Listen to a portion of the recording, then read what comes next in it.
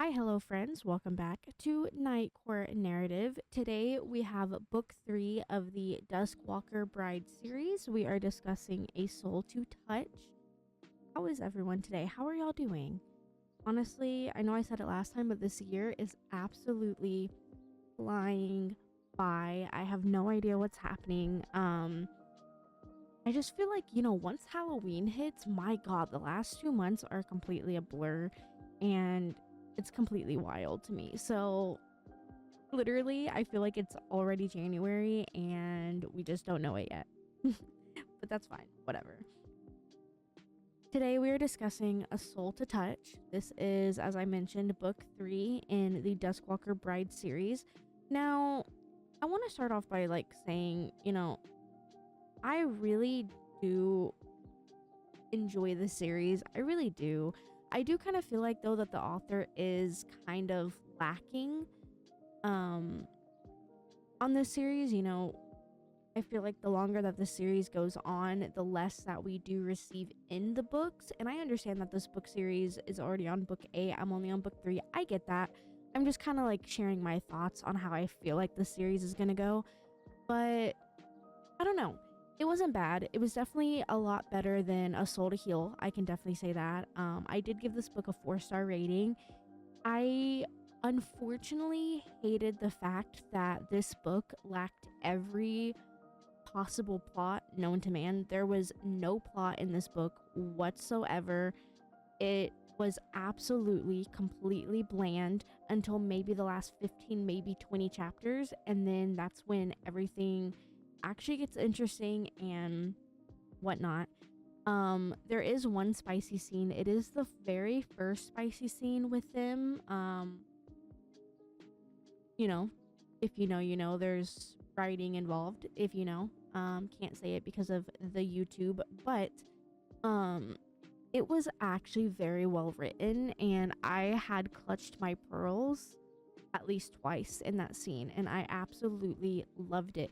But with that also being said, she kind of put everything into that one spice scene, and so all of the other spice scenes were completely so repetitive and boring to the point where I just found myself skipping them towards the end. So I mean, I didn't even listen to the last 3 spice scenes. I was like, I'm good. But I don't know. I feel weird about this because Mayumi is not the worst. She was actually a very well written female main character. I actually really liked her. She was a very strong, independent, demon hunter, demon slayer, if you will.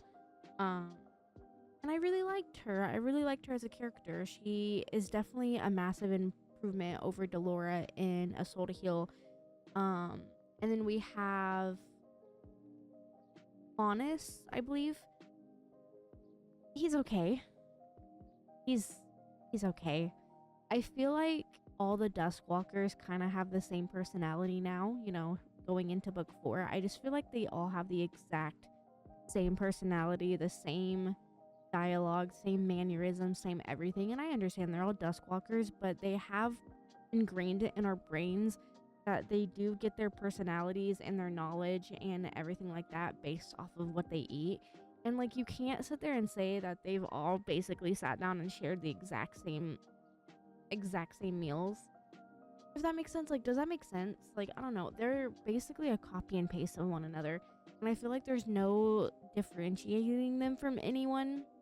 I feel like it's just the same Duskwalker over and over and over again.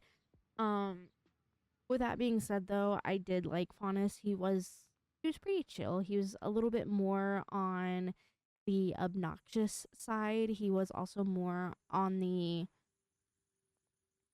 doesn't listen side, and you know, kind of did his own thing a little bit throughout the book. But I don't know. I don't want to say that I don't like this series anymore. It's definitely not that, but it is kind of getting to the point where I'm dreading kind of going into book 4. And I think if book 4 does not improve, then I might have to DNF this series. And I definitely do not want to do that. But I don't know. I have nothing for you. I literally have nothing for you. This book, there was no plot for the first like 30 chapters. Absolutely nothing. They sat in her cabin, house, what the fuck ever, and they played games together. And we somehow get new side characters of like the humans in the village that are her friends. And I don't, nothing happened. Literally, not a single fucking thing happened until the very end. And then, of course, we get the whole same practical spiel that the other two books did. The fucking Demon King comes in and fucking threatens, and it's the same bullshit. And we must defeat and we must get away. And it's literally copy and paste of the other two books. I do think that this one, like I said, was better than book 2, but it's not enough to keep my interest peaked, and it's not really enough to give me, like, there's nothing to talk about, and it really sucks because, like, I'm trying to discuss this series and I'm trying to go into depth, into detail. And if you guys have seen other videos, you guys know that I deep dive into the books that I'm reading and I tell you guys all about them, but I genuinely have nothing to tell you about this book. Nothing fucking happened. It was quite boring, but at the same time interesting because they did have really good chemistry. I don't know where the chemistry came from, but I don't know. Okay, this book was kind of weird too, because I do say chemistry, but this book was really weird too, because this book wasn't very much, oh my god, he's nice. It's more of, let me ride him and see what his schlong looks like. Mind you, they've never talked once. And then he's like, oh my god, how are you? Oh my god, I can only imagine how she looks naked and on top of me. And like, it was literally just one of those books where they don't even know each other's names.